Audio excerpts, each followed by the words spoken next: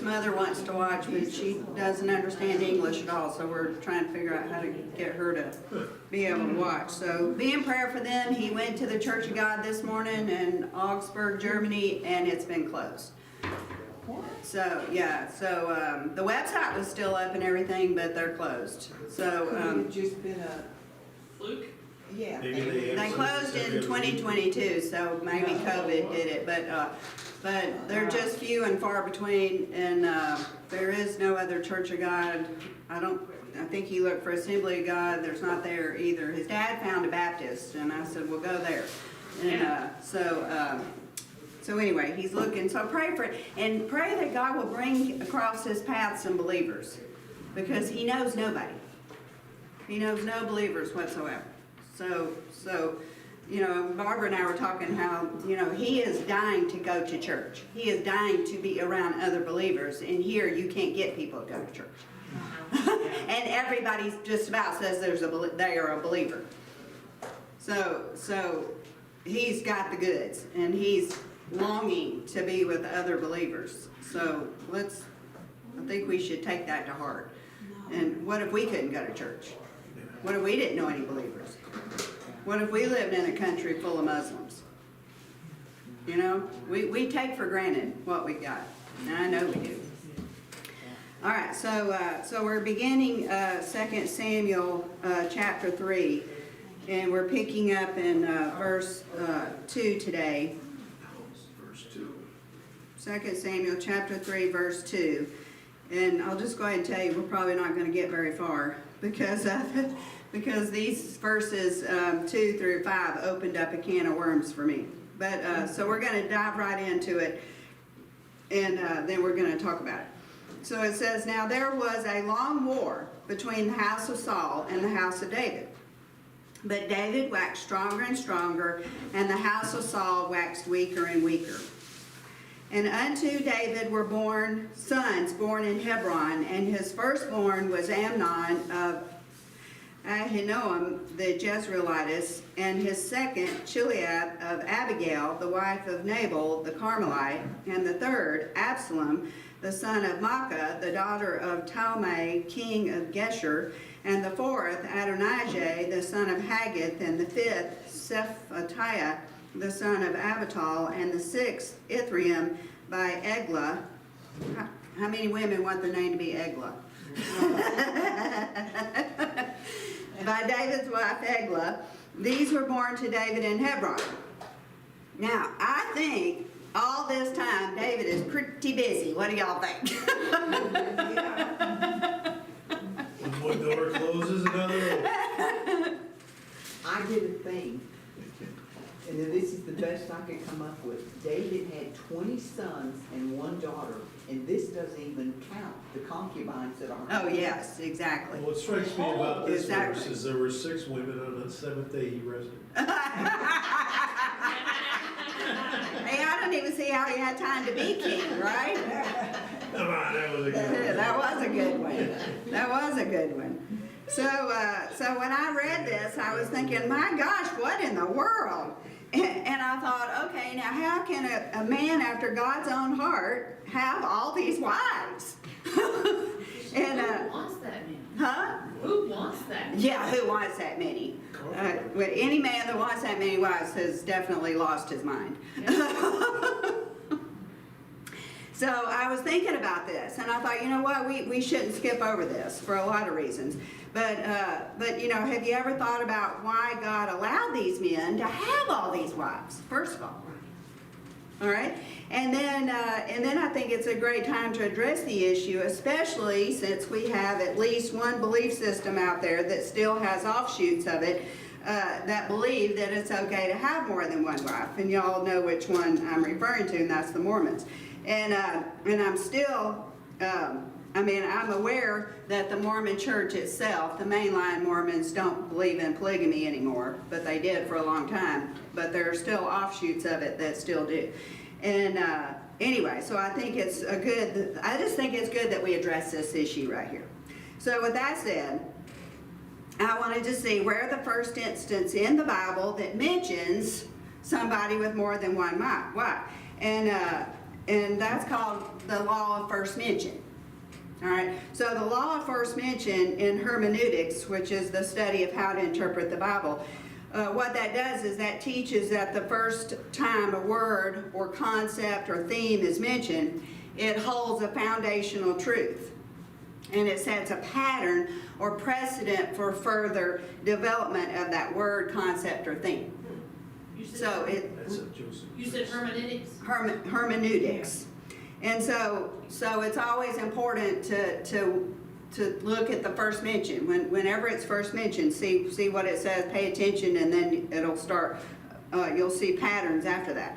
So that law of first mention, it lays a foundation, okay, to which the text will draw on itself later. All right, so the law of first mention says that Genesis 4:19 is the first place that we see somebody having more than one wife. That's in Genesis 4:19. And this was Lamech. So I looked up Lamech. Who was Lamech? So Lamech was the son of Methuselah, and he was a wicked descendant of Cain. He was the great-great-great-grandson of Cain. So it's amazing, I thought, how quickly sin began destroying this first family.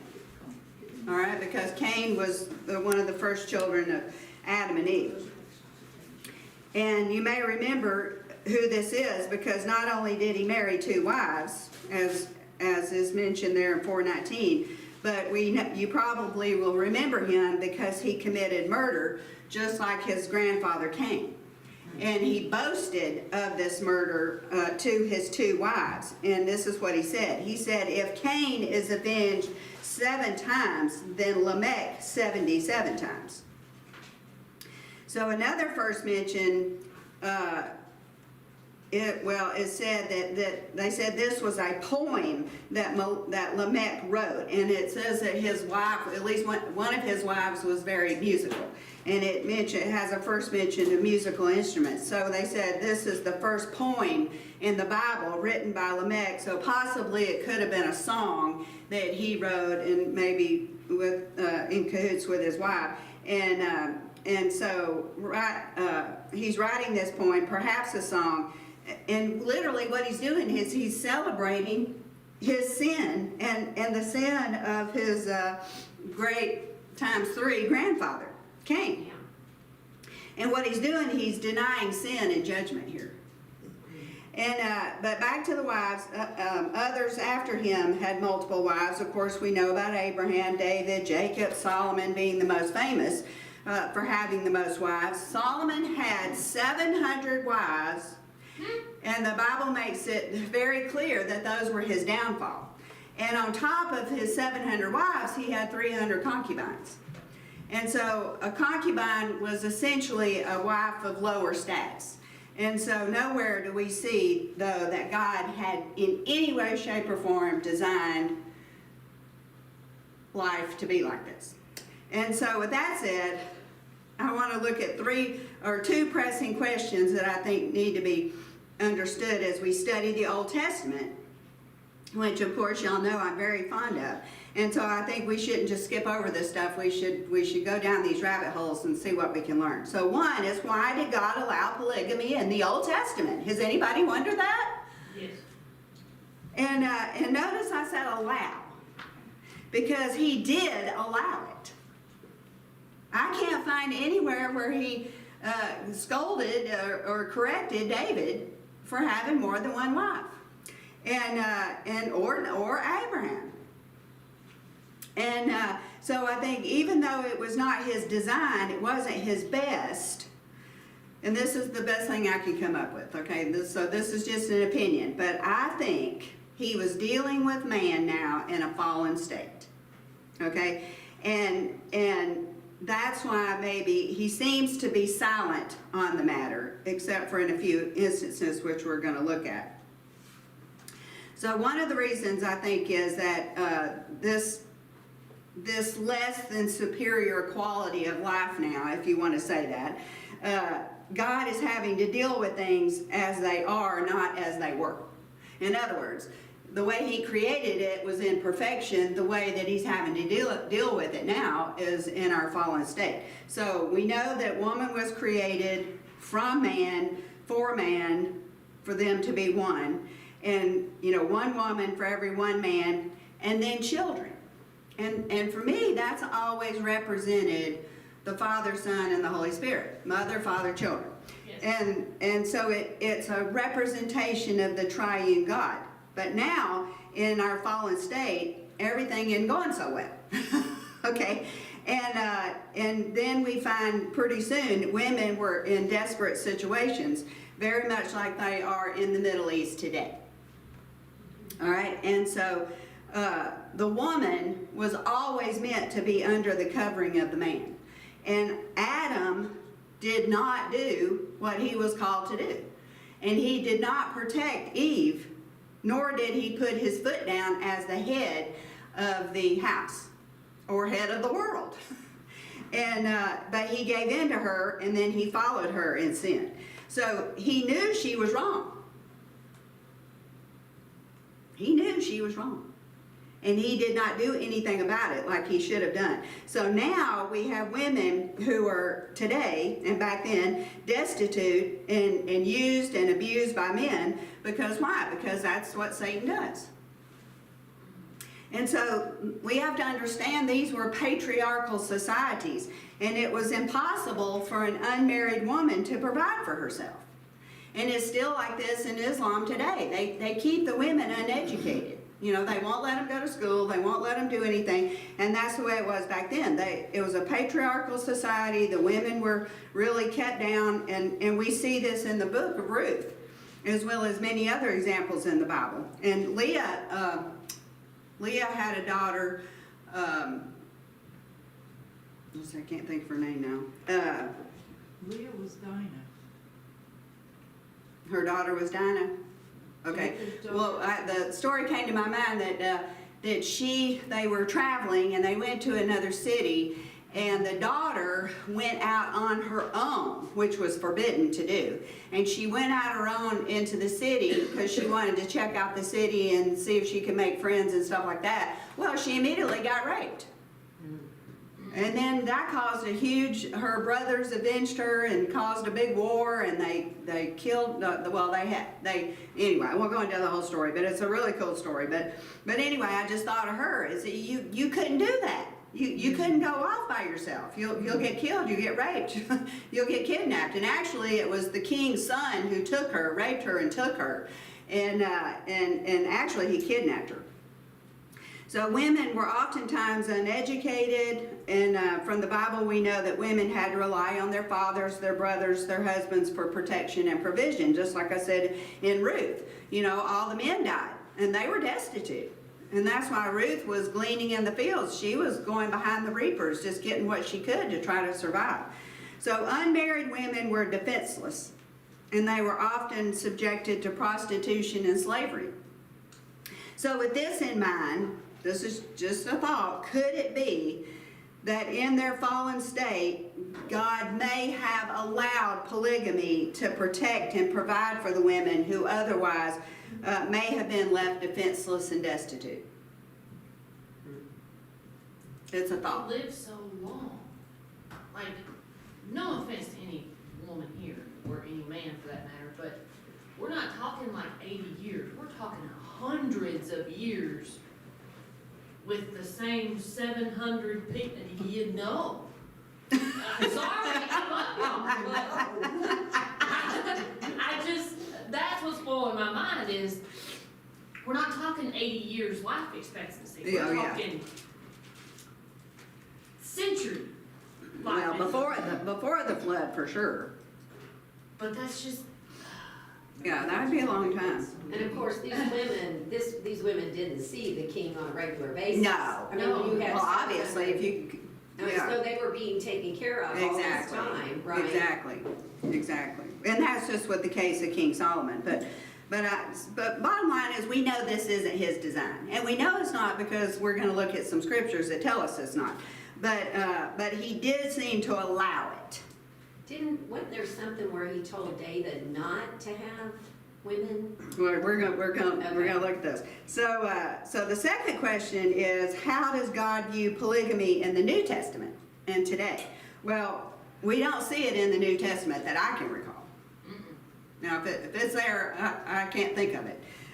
But Genesis 24 Genesis 2:24 tells us of God's original plan, and it says this: "For this reason, a man will leave his father and mother and be united to his wife." Singular. Singular. It is not plural. It does not say wives. "And they shall become one. Flesh, two shall become one," not fleshes. It's not plural. And then the next mention is Deuteronomy 17:17. Now, I thought Deuteronomy 17:17 is a fascinating scripture to me, because Solomon was only the third king of Israel. It wasn't like they'd had, 50 kings or something, so it's a relatively short amount of time. And he would have known the Torah. It was only 5 books. Yeah. Okay, so he would have known and been educated in the Torah, and obviously he ignored what it said, because I want to read it to you. Deuteronomy 17:17. "Neither shall he multiply wives to himself, that his heart not turn away." Wow. Now, what if he had listened to that verse? Because what it was talking about, it was specifically talking to the kings of Israel to come. And this is exactly what Solomon did. He did exactly what God said not to do, and then what happened? These wives turned him away. They turned him away from God. So this is the first reference to polygamy that I could find. And then the issue is also addressed in the New Testament in 1 Timothy 3:2-12 and Titus 1:6. And it talks about a man, y'all know it, about, I'm not going to read it because we all know it, being the husband of one wife, because he was talking about leadership in the church, and the man should be the husband of one wife, blah, blah, blah. And then, of course, we're all familiar with the scripture in Ephesians 5 that addresses relationships. And, of course, nothing is mentioned about a man having more than one wife there. It's just given that he only has one. So it's all in reference to that one man, one woman model. So somewhere along the line, I think, don't know why, but I think it just fell out of vogue. And then, of course, we know that nations began turning from that practice, and in the U.S. it's against the law to have more than one wife. Now, it seems kind of silly to me. You can marry the same sex, but you can't have more than one wife. Okay, but whatever. And of course, we know that there's still some Mormons that do it, and really they're doing it against the law of the United States. And we know in Romans 13:1-7, it tells us to obey the laws of the land, right? So they're really disobeying God, as well as in their disobedience to the United States. But with that said, I want to look at what I opened up with, and that God is a triune God. And marriage with one man, one woman, and children is clear evidence of a triune God, along with a lot of other things that I'm about to tell you. So I wanted to read an excerpt from the book called By Divine Design by Michael Pearl. And I thought this was just so good. Speaking of this triune being. All right, he said, "All creation bears the stamp of its creator. Both the physical and the metaphysical world demonstrate an inherent design and therefore reveal a common designer. And the common design suggests a common purpose. The nature of God is the pattern for all that is created, material and non-material alike. The Bible represents the one God as a triune being. This is a strange concept, that one in three and three, I'm going to read that again, that one is three and three are one, until we see this very enigma represented throughout all of creation. Which creation, as we have said, reflects the nature of the Creator. Creation is so thoroughly stamped with God's triune likeness that the Apostle Paul was to tell us that the Godhead is clearly visible through natural creation.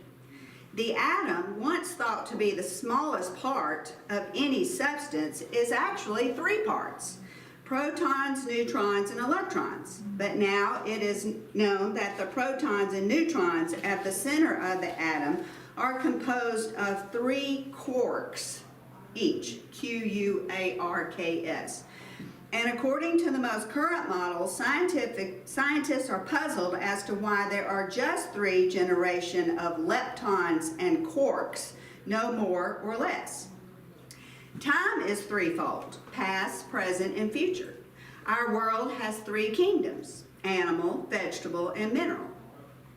Life on planet Earth is divided into 3 main branches: bacterial, archaea, and I need a scientist here. Eukaryotes. Eukaryots. The sun, a symbol of God, emits alpha, beta, and gamma rays. There are 3 basic elements in soil causing a plant to grow: nitrogen, phosphorus, and potash. There are 3 primary colors or pigments from which all other colors are derived: red, yellow, and blue. Like our triune creator, we are a triune being: body, soul, and spirit. The body consists of flesh, bone, and blood. The flesh has 3 layers of skin: the epidermis, the dermis, and the subcutaneous tissue. Our blood solids consist of 3 main cells: platelets, red cells, and white cells. Our non-material self, the soul, is mind, will, and emotions. In the emotions, we can love, hate, or be indifferent.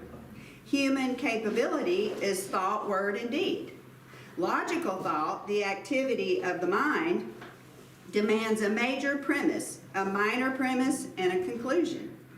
All this reflects the image of God, who is revealed to us as a triune singular being: Father, Son, and Holy Spirit. Within the Godhead are the lover, the loved, and the spirit of love.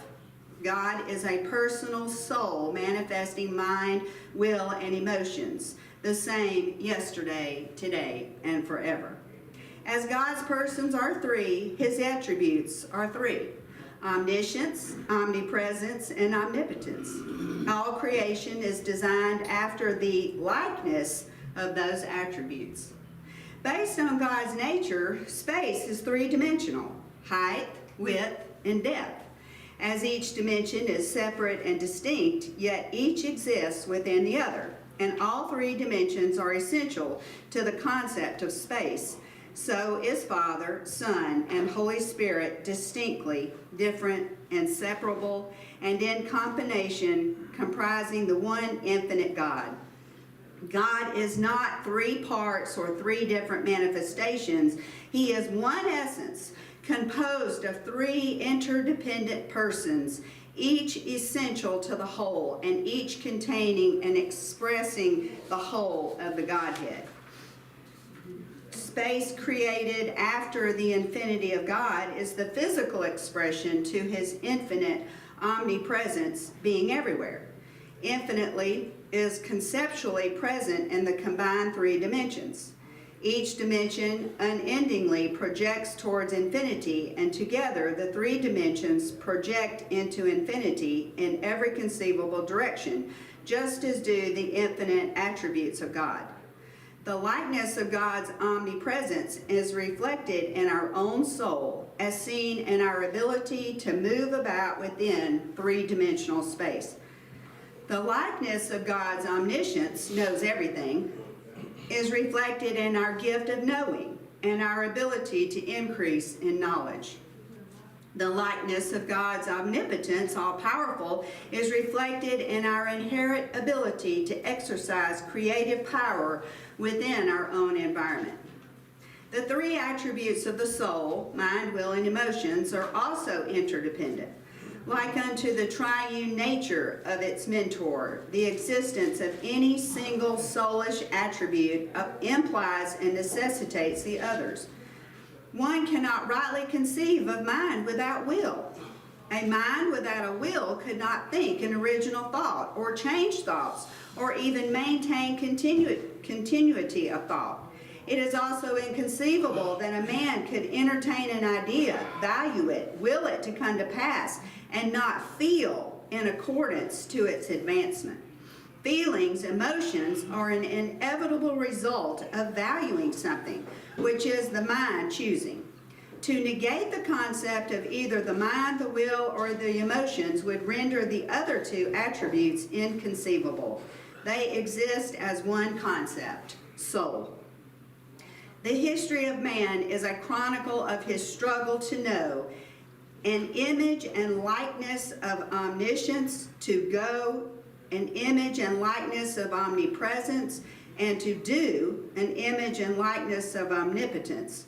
Unquestionably, God's triune attributes continue to be reflected in all of Scripture.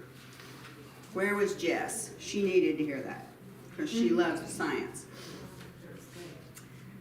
So I thought that was excellent because a lot of that I didn't know, and I've never really stopped and think about how many threes I can find in the world and in nature. But I thought that was very enlightening. Yeah, and in plants, a lot of times they'll have 3-part leaves or 3-part flowers or 3-part somethings.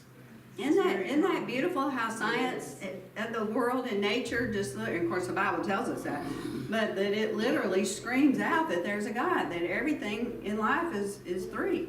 You know, it makes me think that scientists or people that study plants or, where it says that the heavens will declare His glory, Yes. right? Yeah. All of that, as they study it, are telling them that there's a creator. Yes, Right. exactly. Exactly, and I was telling Ken how was it Bollinger, E.W. Bollinger, he wrote a book about how the constellations, tell the gospel. That's a very interesting thing. If you're into astronomy, oh my gosh, that's a book you need to read.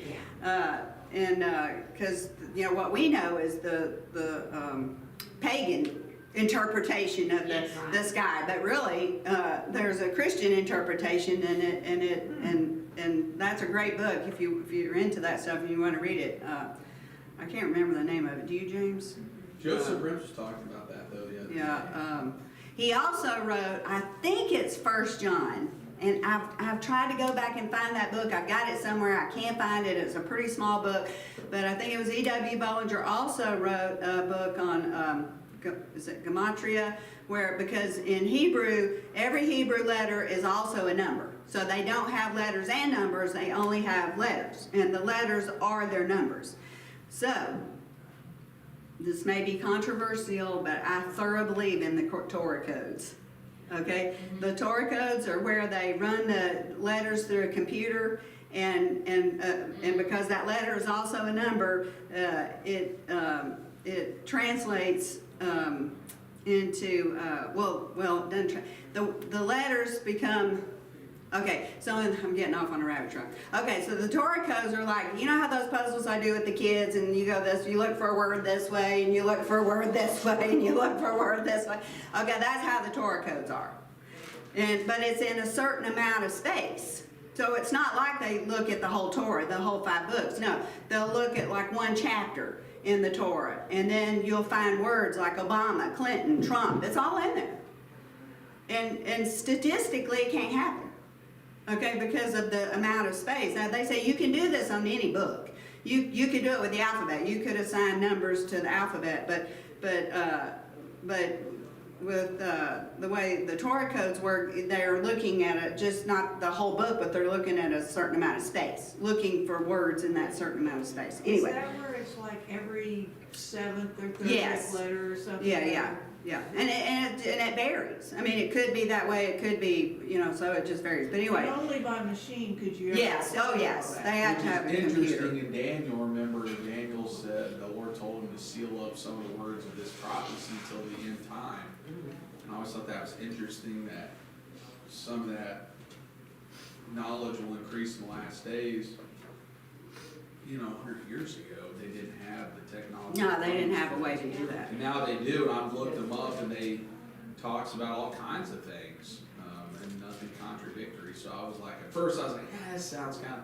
Then when I started listening to some podcasts and hearing what these done, I was like, all right, they're actually. There is something to this, Yeah, and then that scripture very came much out. so, I yes. knew we were going to have that technology. Exactly. And then, of course, the numbers, so like, Barbara sent me a thing, and I've seen him before, I can't think of his name. I've seen, Albavir? Okay. And he's Jewish, and he was saying that, Trump's name, because everybody's name turns into a number. So that's why the Antichrist is 666, because whatever his name is going to add up to 666. The number of men. Okay, the number of man. And then, and so he was saying that Trump adds up to 333, I think. That was, I know who you're talking about. 333, wasn't that Yes, it? 330 Or 303 or 333 or 3 something. And I hadn't, I sent that to Jeff, I don't think he's listened to it yet. So if that's the case, then he can't be it. Yeah. No, You you know, can't. so, anyway, so this is, I got off on sidebar there, but I thought all that stuff is really interesting. So when you're looking at names and stuff, look up the meanings of the names. All those Hebrew names in the Bible, they all mean something. And I've told y'all this before, not every time, because I've looked a lot of them up and they led me nowhere. But sometimes they spell out a sentence. So it's like a hidden message in the names. Sometimes it does, sometimes it doesn't. But even so, look at the name, because see what it means. Because just like in Ruth, all those names mean something. Yeah. And you know, Naomi's husband and her 2 sons, they meant sorrow and suffering and all that kind of stuff. So a lot of times the names, and then we could start looking up the names and see what the names mean letter-wise. You know. Anyway, so I just hope that was a little something enlightening for you there, and to kind of maybe put to rest why David had wives and Solomon had all these wives and why God allowed that. Does anybody have anything they want to say about that? Well, it kind of made me think about what you said, you know, taking care of these women, you know, that had nobody else to take care of them. You know, you wonder, like with the Muslims and with, you know, or back, you know, I don't know, 100 years ago when men and women, they needed each other because they couldn't survive without That's each right. other. to You take know, and care of this children. may seem kind of silly, but you know, you always see, you know, the prostitution and cowboy movies and westerns and stuff, and I'm like, why would those women do that? Right, but, You know, why would they go to that occupation? But really, how many of them were forced to? And look at the sex trade today, and look at these kids being taken as little kids and teenagers, and they're forced to do it. You know what I'm saying? So maybe we ought to have a different, I'm sure some of them chose that, but, Right. I'm sure but, many of them chose it out of desperation. out of desperation, well, some exactly, do, a lot do say that. Yeah. No, I had no other, exactly. and I don't know, maybe they.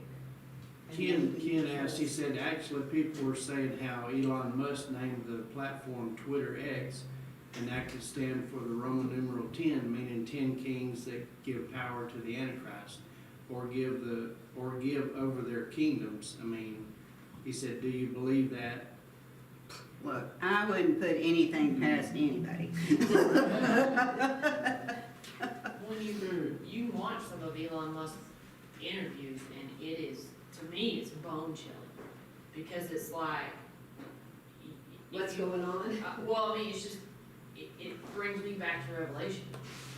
And it's just, like, for a long time, I told him, I said, I know people are saying Trump's the, I said, but that guy, does not make sense, red flag. Well, You know, yeah. You know, I've read some things about Elon Musk. The other day I read some letter somebody read. Anyway, he seems to be very power hungry type of guy. And you can say that about Trump, but Trump is very nationalistic. Mhm. And the Antichrist is a one world person. Mhm. Trump's not that. Mhm. Yeah, it's a good point. And I think Elon Musk is the technological part of the Antichrist. I think he's the one who's, I mean, look what he's doing. Right. You know, with the chipping people and, now I can't think of it. What's his chip called? Anyway, and all the kids want it, because he's integrating machine with humans. And everybody's clamoring for that, the kids are. And so, and who wouldn't? Like I said, if I was still in school and you told me you could chip me and I could make straight A's, you sign me up, I'd be the first one there. So you can see how deceptive this is. Yeah, You know, I can see why all the kids are wanting this. right. And so he's going, I believe he is the one who is just getting us ready for that mark of the beast. And thinking about what Ken said, sometimes things get named something, or we verbalize something that is prophetic, but we don't even know. That's right, amen, that's a great point. Yeah, Great we don't point. know, like over the World Trade Center, remember the words they spoke? And Oh, yes, it out of fulfilled Isaiah. prophecy. What was it? It was out of Isaiah. Yeah. I can't remember. But our president spoke it. That's right. We will rebuild. Yes, Is that it? yes, And it says that that's what they'll say in their hearts, is we will rebuild without the Lord. that's The right. Lord wants us to build with him, but That's we will right. rebuild without him. Yeah, so there you go, Ken, whether he knows it or not, Right. it's It could be. prophetic, Yeah. Yep.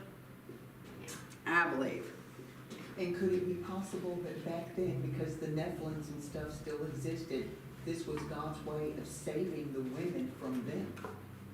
Well, that's another really good point. I hadn't thought about that. If you didn't hear what Teresa said, she said she was wondering if because of when the Nephilim were still on the earth, if that was God's way of protecting some of the women from those creatures, and that's a great point. Very plausible. And I just thought of it. It's called Neuralink. Okay, that's what Elon Musk is working to implant in people. Of course, right now he's doing it to make the paralyzed walk and the blind to see and the, deaf to hear. But it never stops there. No. No. Never. Evil. And even he says that he knows what he's doing is going to have an evil outcome. He said that. But he's still working towards it. Yeah. Because his mind, he's thinking, I'm not gonna use it for evil, Right. and I'll try and do what I can to help people, even though others will use it for evil. I mean, that's true of every invention. Henry Ford didn't create, The car. the mass-produced car to, be used in bank robberies and, Well, that's Running just over like people they'll in let parades and people, kidnapping, Yeah. They'll let their murder. kids play on their own devices that they created. Yeah. Oh, So, yeah. I mean, The devil's gonna use it for evil. yeah. Yeah, but pay attention to that. If these creators won't even let their own kids use this stuff, then that should be a big signal to us. And okay, they created it and their kids can't use it. So I think I better rethink this thing. Okay, I wish I could go back and rethink a lot of things, but I was dumb. Anyways. All right, so let's move on into 2 Samuel chapter 3, verse 6. And it came to pass, while there was war between the house of Saul and the house of David, that Abner made himself strong for the house of Saul. So, and it was interesting, I think it's interesting, and I think you could even preach on that it said that that the war between David's house and Saul's house was long, and that David's house grew stronger and stronger, and Saul's house grew weaker and weaker. So we could apply that to our lives. Man, how many times, we want something to change now. Instant gratification. Instant. And, God, why are you taking so long? And believe me, I've asked him that question. But notice how during that wait, what happens? If you're in the will of God, you get stronger and stronger and stronger. And then if you're not in the will of God, you get weaker and weaker and weaker. Why didn't he just do away with Saul's family? Immediately. Why did he? Well, because I think he works with people. He works with circumstances. He works in reality. And so we have to just be patient, and we have to just wait until it all, works its way out. And it will work its way out, and if you're in his will, it will work out for your favor. It just always does, but it takes time. All right, so Abner, let's see. So it came to pass while there was war between the house of Saul and the house of David that Abner made himself strong for the house of Saul. And like we talked about last week, I think, he was the chief of the guard. He was like the second in control. So no, he's not going to go acquiesce to David. He thinks he's got a chance under Saul's son as king to keep his position and to stay in power.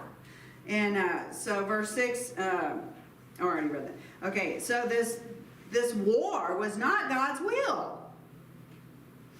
You know, this is not what God had in mind, but we know what God's will is, and of course that was David to be king over all of Israel. But see, because people are self-serving, because they're living in sin, because they're obstructing the will of God for Israel to be one nation, with one people, with one God, see, we got this good and evil thing going on here. But we know that God always wins.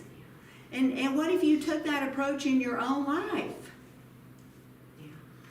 I mean, I say this all the time, that God is for you and not against you. You know why I say that? Because I didn't know that. Right. I really didn't. I thought it was all about, you know, whether I could measure up or not. And when you feel like you can never measure up, then you can never live in confidence that He's for you, because you know good and well that you don't measure up. So when I finally got that, it was life-changing. So now I can approach every situation in my life knowing that God is for me and not against me. Now, it may take 3 years. It may take 5 years. It may take 20 years like it did with Abraham. But guess what? When He's for you and not against you, it will all work out for your favor. And we see it right here. So let's read, let's pick up at verse 7. And it says, "And Saul had a concubine, whose name was Rizpah, the daughter of Aiah. And Ishbosheth," remember Ishbosheth is now king, "said to Abner, Wherefore hast thou gone unto my father's concubine? Then was Abner very wroth with the words of Ishbosheth, and said, Am I a dog's head which against Judah to show kindness this day unto the house of Saul thy father, to his brethren and to his friends, and have not delivered thee into the hand of David, that thou chargest me today with fault concerning this woman? So do God to Abner, and more also, except as the Lord has sworn to David, even so I do to him, to translate the kingdom from the house of Saul, and to set up the throne of David over Israel and over Judah, from Dan even to Beersheba. And he could not answer Abner a word, because he feared him." All right, well, we see who's in control here, right? And it's not Ishbosheth. Okay, it's Abner. Abner is clearly in control. And even though Ishbosheth, Saul's son, is the king. But I think we have a common occurrence here, and it's called me and my big mouth. Okay? And so I want to ask you, how many, except for Teresa, have gotten into a bad, or John, these quiet ones, okay? They've never gotten in trouble with their big mouth, okay? But me and Chris, boy, we're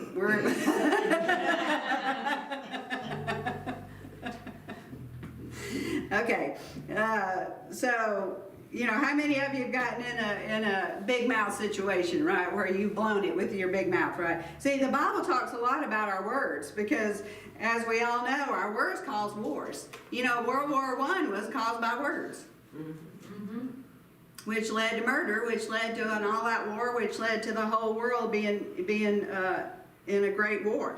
And so words cause horrible things. They cause just wreak havoc. And our words either heal or destroy. And our words literally change situations, and they alter lives. I mean, you want to mess up a situation, just open your mouth. Okay? And see, that's why John and Teresa don't open their mouths, because they don't want to mess everything up. See, if I could just take after them, right? You know, I heard something the other day about men and women arguing, and I thought it was so good. He said, nobody goes into it, you know, most people don't. I just want to argue. Yeah. I want this to be a big blow-up argument. Really what they want is understanding. I thought that was such a good point. When these men and women get into arguments, they're just wanting somebody to understand their point, and instead of coming together and say, okay, let's just sit down and understand each other's point, even to that, instead it just becomes a blow-up argument. And really, did we want that? Was that what we were after? And notice how God said, "Come, let us reason together."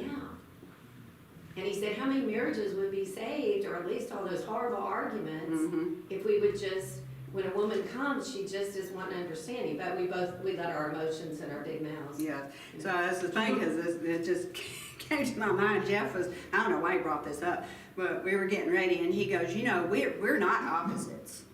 And he said, I just don't really think, really that opposites in a marriage can really have a good marriage. And I said, yeah, the problem is we're just alike. We're not opposites, we're just alike.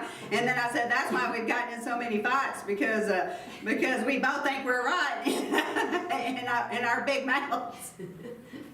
And we don't oftentimes sit and reason, we just insist on that this is my way because I'm right. Yeah. And he and I both are that way. So,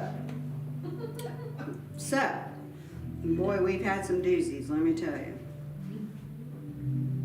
So I tend to think that the accusation is true. See, I don't know, and the Bible doesn't tell us whether Abner really did this with this concubine or not. We really don't know. Okay, and so I kind of think from reading it, I kind of think that the accusation is true, because Abner was very prideful. And he is in control. He knows Ishbosheth is a sissy. He knows he's not really in control. He knows he's just a figurehead. And so I think he's saying, I'm going to do whatever I want to do. Okay? And if I want Saul's concubine, I'm going to take her. And so we really don't know what's true and what's not true. But I tend to think that the accusation is true. But could Ishbosheth have come at it in a more tactful way when he approached Abner? I mean, I was just thinking this through. And the reason I say that is because Ishbosheth he knows Abner. He knows Abner's position. He knows he's in charge, basically. Okay, well, it's sort of like Biden and Obama. Everybody said the whole time that Biden's not running the country, Obama was. Okay, and evidently Obama had an office in Washington very close to the White House. So maybe he was. So here we go. Abner's really the one who's running the country. So should Ishbosheth have approached this in a little more tactful manner, than to come out with all guns blazing against Abner, knowing that Abner is a really powerful man? Just thinking this through. Because Ishbosheth is not a strong king, and really, he cannot be successful without Abner. And that's what Abner's telling him. What am I, a dog? You're coming and accusing me and all this stuff, but you just wait, I can turn you over to David. That's what he's saying.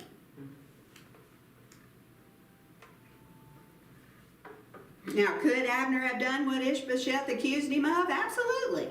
And he probably did. But I think so. But the text says in verse 6, and it says, and it came to pass, while there was war between the house of Saul and the house of David, that Abner made himself strong in the house of Saul. So he acted in charge. And he knew very well that Ishbosheth was where he was because of him. He's the one who put Ishbosheth in charge. He's the one who got the people behind him. And so could he have appropriated one of Saul's concubines to himself, knowing full well that Ishbosheth was the successor and those women were to be his? But could he have thought, I'm really in charge, I'll just take anybody I want, right? See, you can just hear in Ishbosheth's, or in Abner's mind what's going on. He's just getting all puffed. I deserve it. I deserve it. Yeah. And I'm sure he wouldn't have stopped there. I don't know how many Saul had, but I'm sure she wasn't the only one. So I can just hear him justifying in his mind, just like we all do. We all do it. Yes, convince ourselves. We convince ourselves. And how many times has the Lord spoken to you and you talk yourself out of it? Most of the time. All right, and we just do this, and this is the flesh, and we get over in the flesh, and then we talk ourselves out of it or whatever. And so so I can just hear what he's saying in his mind. Well, why shouldn't I have her? And here I've done all this, and look what I've done for him, and look how I've got him set up as king, and look how I've given him all this power, and look how I've blah blah blah blah blah. You know, and maybe instead of, and that's why I said about the big mouth. You know, and they're both really, you know, maybe using their big mouths, but I'm thinking, okay, well maybe what if he had gone to Ishbosheth and said, you know, look, I've done this for you, I've done that, hey, I got a favor to ask, I really got my eyes set on this, you know, concubine over here, hey, could I have her? But I think it's a great story for an example of vain imaginations. And again, maybe it's all true, maybe he still do that, maybe he overstepped the bounds of tradition, because it was well known that you don't come in and take the king, even if he's dead, concubines. So Abner's wrong, and Ishbosheth, in his weak, powerless condition, he gets angry, and he opens his big mouth in accusation, and at least that's the way Abner sees it, and then all hell breaks loose. All right, literally a war has just opened between Ishbosheth and Abner because of their words and actions too. So another example of our needing to learn to take things to the Lord before we get upset and before we open our mouths and before we cause a war. And if I'm not talking to anybody, I'm talking to me. That reminds me of Esther, how she needed to go before the king and say something, but she spent, 3 days praying and fasting? Oh, so good. Before she went to him. Yes. So good. So, Ken and I were talking about this, so this is for you, Ken. It's hard to talk to your unsaved loved ones. They are not on the same wavelength that you're on. All right? They're not going to understand where you're coming from. They're not going to understand the terminology. They're going to think maybe you're crazy, you know, whatever. I know that. All right? Jeff knows that. You probably all know that. Okay? I've been there, done that. And I'm telling you, this is what I have to do. When I know that I'm going to be around unsaved people, I say, Lord, you speak through me. And I noticed, especially when I was young, and I still kind of can tend to be this way now, because Ken was saying he feels different when he's with us versus when he's with his unsaved family. And I know that feeling, and so does Jeff. And you sort of tend to, at least I did when I was young, I would morph into whoever I was around. Okay, so if I'm around a bunch of unsaved people, I'll act unsaved. You know, and I don't do that so much now, but I used to. And it's just because you're not comfortable in who you are yet. And you just don't know how to interact with them yet. So that's why I just got to where, Lord, I need you to shut my mouth when it needs to be shut and open it when it needs to open it. And I'll tell you, there's been 2 times that when I have been talking to my sister, that I am not kidding you, the Holy Spirit took over. And I mean, things were coming out of my mouth that I knew I had no way of speaking or knowing. I mean, I was like, it was almost like a cartoon where I'm like standing back watching myself talking to her, you know, and when I got off the phone, I'm like, that was amazing. That wasn't me. I mean, that just was not me. And that's happened twice. And then, of course, Ken hadn't heard this story, so I know y'all have, but I'm going to tell it anyway, for his sake. But one time, and I can't remember what it was, I thought it was some big, humongous deal, and I had to tell Jeff something, and this was over a couple of days. And I just kept saying, Lord, just tell me when is the right time to tell him. You just speak through me. You let me know when to say it and all that kind of stuff. Because I didn't want him to blow up or, you know, whatever. So one night we were in the pool, and I had no intentions, zilch of saying anything, okay? And all of a sudden my mouth opened and all this started coming out, whatever it was, I can't even remember what it was now. It all started coming out and it was like a cartoon. I was literally trying to shut my mouth and pull the words back in, you know, but God honored my prayer, and he had me say it, and then Jeff was fine, and we went on, nothing, no big deal, we were all fine, and I'm like, anyway, so it's just like everything. You know what, when you're in a bad situation, just ask him, say, Lord, I can't do this by myself. I need you to speak through me, I need you to open my mouth, and you speak the words I need to say, and you close my mouth when I shouldn't say something. And then, Lord, help me just to be a light to whoever I'm around.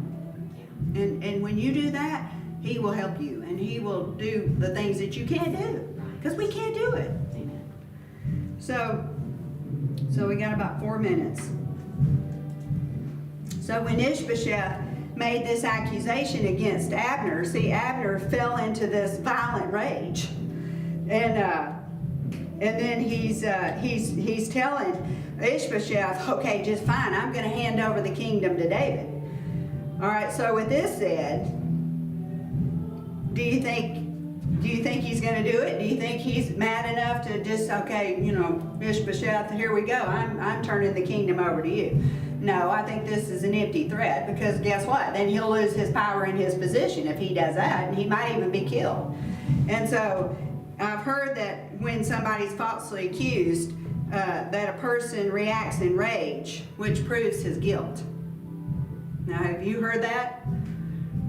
So if you're falsely accused and you react in rage, that proves your guilt. That's what I've been told. Yeah. Now, I don't believe that, because I've been accused and I've acted in rage and I wasn't guilty. Yeah, it can go both ways. Yeah, so I think it depends on the personality, but I actually got accused of that because I acted in rage. They thought that for sure that I was guilty. And I thought about that when I read this. So I obviously don't see it that way, because I've been in that position. I have been falsely accused. I have reacted in rage, and I acted in rage because I was innocent. All right, but maybe, you know, these are just different personality types. And so obviously, whether he did it or not, which we really don't know, he's reacted in rage, which maybe he's guilty or maybe he's innocent. I don't know. But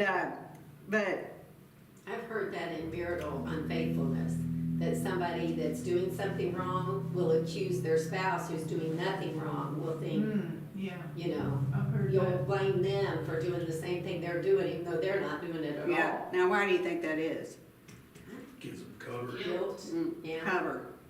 yeah, and I've seen that play out in Mhm. a couple of Or they marriages. assume because I'm doing it, they're Right. doing it. Yeah. Where you look at the other spouse and you go, they're not doing that. Yeah. You know, at all, you know them even from a distance, Well, I they're not think- doing that. And I'm no psychologist or anything, didn't take psychology in school or anything, but I think that when you're so overcome in sin Yes. and guilt, It makes your mind. that you have all these vain imaginations of other people and their sin and their guilt. Doing the same thing. Doing you're the same thing, yeah. Yeah. So I think it's just the way the devil just plays on our minds. Yeah. So to me, it sounds like Abner, who knows he's in charge. He knows that Ishbosheth is simply a vassal head, and that he has no power really. And I think really power's gone to Abner's head. And it's just like David and Bathsheba. See, Abner wanted this woman, and he went and got her, and knowing that the king was weak. And knowing that, you know, he couldn't really do anything about it. And I think he just said, you know, the heck with protocol and tradition, and what's going to stop me? You know? And so it's really amazing, really, the lengths that men will go to get a woman. So I think for you men, this needs to be given over to the Lord, you know, because you may go get one that's not for you. You may go get one that God never intended you to have. And All right. you may want to get back in a few months. Yeah, one you may want to get back in a few months, and you can't give her back, and because we can't have concubines these days. But anyway, so many times we'll go after something that's really death to us, Yes. and that's what's going on here. It's going to end up being death to Abner, and so we want to be able to surrender to God, knowing He's for us and not against us, knowing that He has our best interest at heart. Ken, I'm trying to get that across to him. God is for you and not against you. And he has this grand plan. And I keep telling him, can y'all imagine if you lived in a country and you've never even met a Christian and he literally plucks you up? Yes. Jeff's telling me to call him David. His real name's David, y'all know that. But to pluck him up out of darkness, out of knowing nothing and nobody, I mean, it's absolutely amazing. Yes, it is. Yeah, it is amazing. And why did he do that? Because he loves him. Yes. And he loves his family, and he's going after his family, and so we got to figure out this language barrier. And I found out, John, that his parents do not have any social media. So can we see if there's a way to do subtitles on our app? Okay, all right. So that's it. Hope y'all got something out of this. Hope when you read about so and so having so many wives, you kind of have a good idea of maybe why and why God allowed that. I thought that was interesting. Yeah. And then I thought it was really interesting the triune God, and I just had no clue that there was so many triune things in the world that just screams to Yes. God. Jess would love that. Jess loves science, so we need to share that with her. Yes. So, all right, so join us upstairs for praise and worship. And listen, Diana and Chris are so awesome. They make me smile in praise and worship. I can feel all down and I can just look at them and they just bring me joy and just make me want to jump up and down and shout. They give it their all in praise and worship, and I just love that. So Ken, in your room watching, you give it your all. Raise your hand. David, raise your hands. Jeff got on to me again. Raise your hands, give it your all right there in your room. Yes. And we love you.